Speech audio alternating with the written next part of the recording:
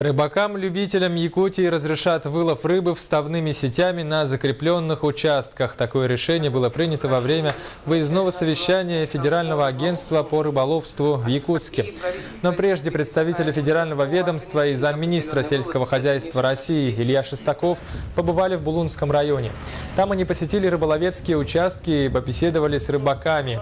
Они рассказали о проблемах, связанных с любительским рыболовством. Жители арктического улуса предлагают разрешить использовать сети рыбакам-любителям, проживающим в отдаленных участках, поскольку для них рыба является одним из основных продуктов питания. На выездном совещании замминистра сельского хозяйства страны Илья Шестаков поддержал предложение рыбаков и отметил, что вопрос о любительском рыболовстве будет урегулирован.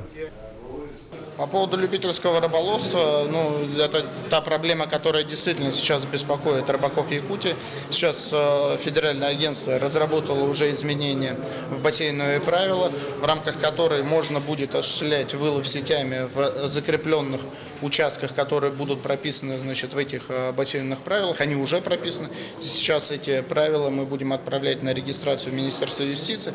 Поэтому таким образом вопрос и проблема, которая сейчас действительно могла возникнуть у рыбаков Якутии, она будет урегулирована.